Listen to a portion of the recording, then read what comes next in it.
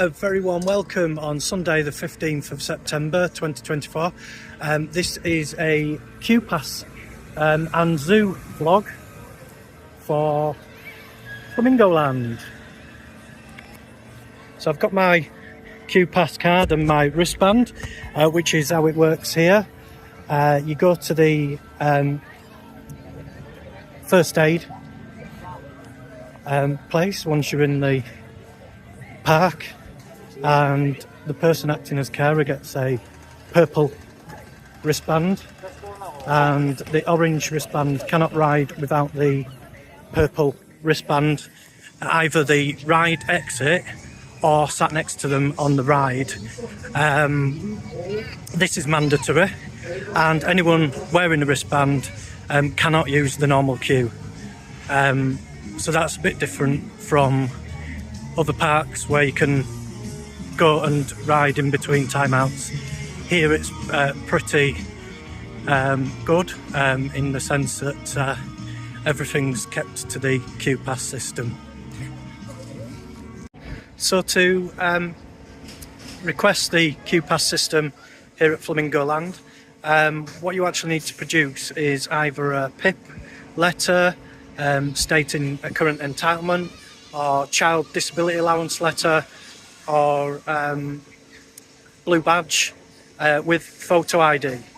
And you know, they don't recognise the Nimbus access card here. They do everything quite independently. There's no pre-booking for the system.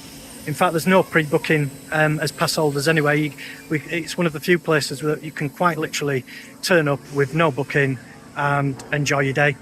So this is the Q-Pass card that you get given for the Q-Pass system, which is their ride access system. As you can see, it's got the date on the bottom. It's got a QR code there. And what actually happens is the ride host will put the QR code underneath a scanner, and it will tell them what the current time, advertised time of the ride is. So you always get an accurate timeout, which is really good. So I'm going to start off in style today by going on hero first. Yeah, it's 20 past 10 now and been timed out till 10:40. Queue time 30 minutes, so that's some of that was taken up on the duration of the ride and being processed, which was really good and really fair, how you would expect, which is really good.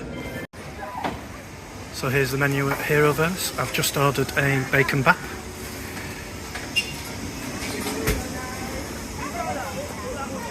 So I've just got my bacon sandwich. I'm about to put my brown sauce on it. This looks gorgeous.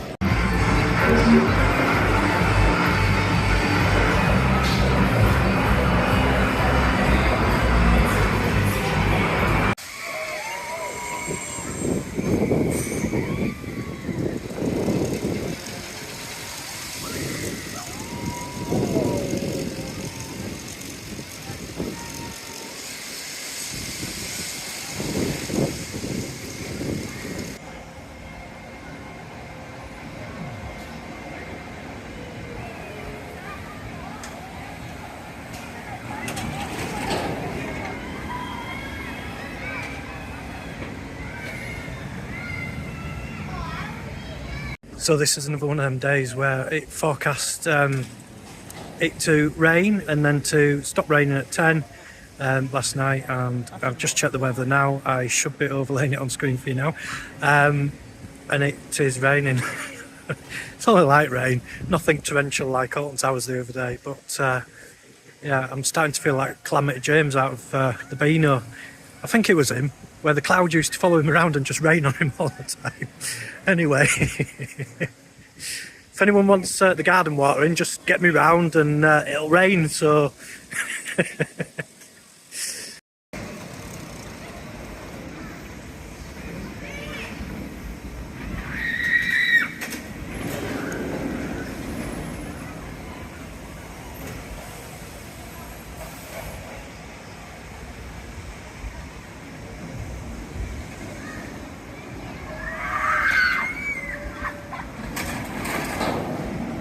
So just had a ride on Kamali. It's a bit weird because he wrote down 35-minute timeout but didn't actually write what time we went on it or what time we came off. so we'll see how that's dealt with at the next ride. So the rain is now torrential. Woohoo!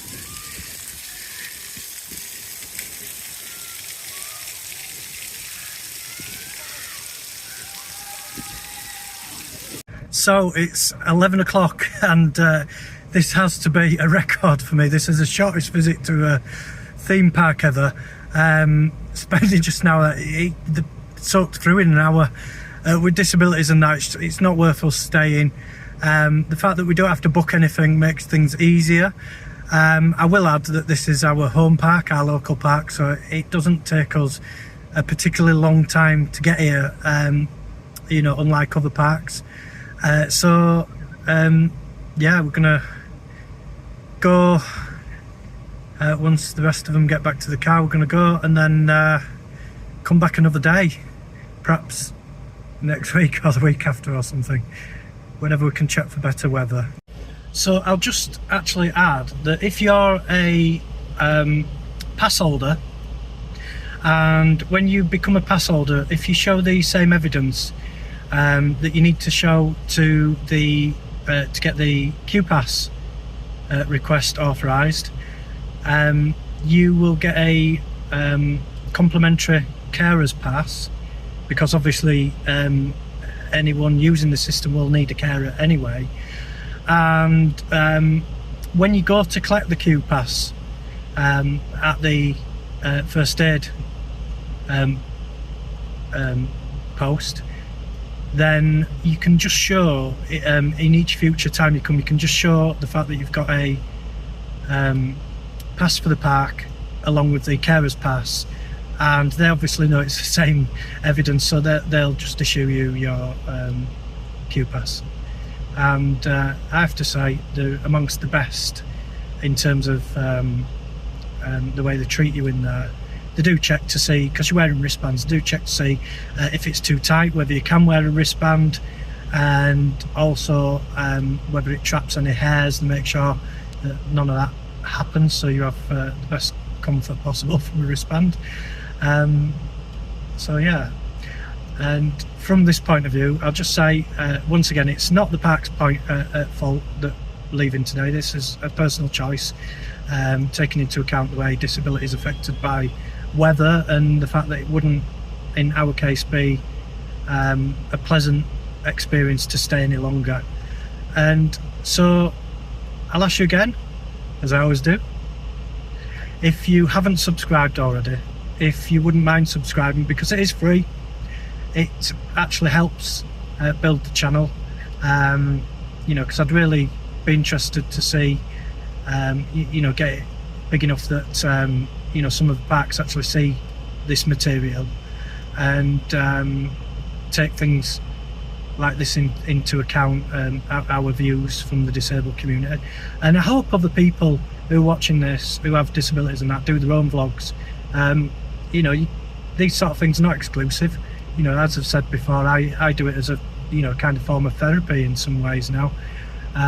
Just helps keep the lid on it, you know, when I'm talking to myself and boiling over, because I'm one of those people that's severely affected by things when they go wrong. So yeah, I'm sorry you didn't get to see anything further of the park. I'm sorry you didn't get to see any of the animals. If you do want to see these things, I'd highly recommend getting an annual pass. That's the best value pass you can get here. Last year they did have a Black Friday sale on the passes, where, you know, the passes are I'm not sure what the current price is, but they were £200 a person, and they reduced them down in the Black Friday sale to £100 last year. But there's no guarantee they'll do that again. I'm quite happy to pay the full price because it's worth it. It's worth knowing that the money goes towards feeding the animals and the upkeep and all that sort of thing. You know, it's you know, it's more than the rides. It's animal welfare, and you know, the staff here do a great job. The other thing I'll say is there is quite a selection of different food outlets here as well. A lot more choice than other parks. And as you saw from my bacon sandwiches, things are not too bad on price either. Thanks for watching. I'll see you in the next vlog.